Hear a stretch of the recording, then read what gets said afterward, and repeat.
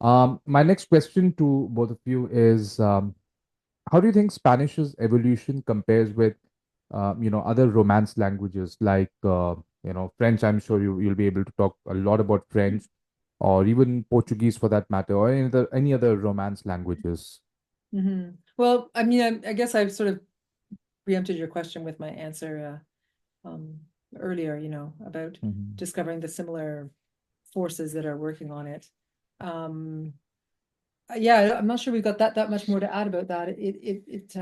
The main difference would be the very early recognition that it was a polycentric language. That's a big difference with French. The case of Portuguese is different because it's more the realization that a single country, which is Brazil, would be 10 times bigger than Portugal. The case of Spanish is a more polycentric than that. And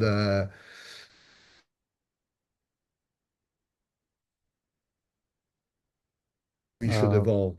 And Yeah. mhm. their cultural production as well. Mm-hmm. And also, I would say someone, it's an idea that was given to me in an interview after we published the book, and I regret it's not in the book, but the Madrilen, the people in Madrid are very pan-Hispanic. It's very much so and much more strongly than in Paris, for example.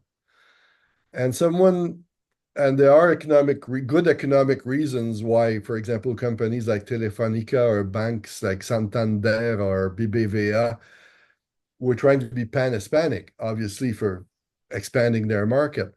But someone said to me, and I think it was the Quebec delegate in Barcelona, he said there's also an element of competition in the United States because in Mexico, in Spain, because the Spanish government is threatened by a very strong separatist movement in Catalonia.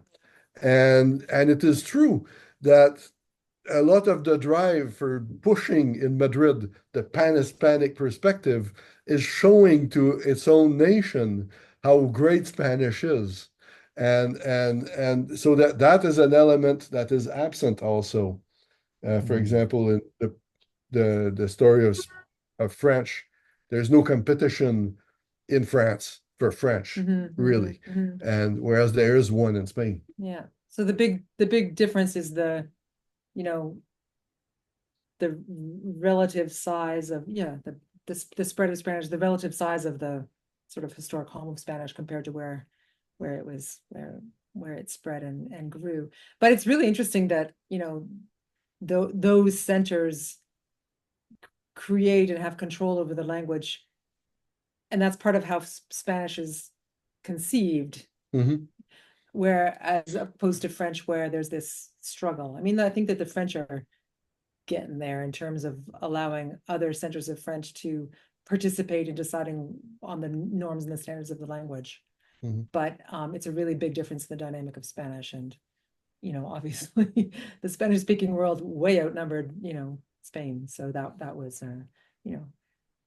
similarly to English, but with this dynamic of, sharing the control. I think I think it's a very enlightened, smart thing for a language. I mean, I think it's very promising for Spanish in the future. I don't know. Yeah. It's French. French is struggling with that. Mhm.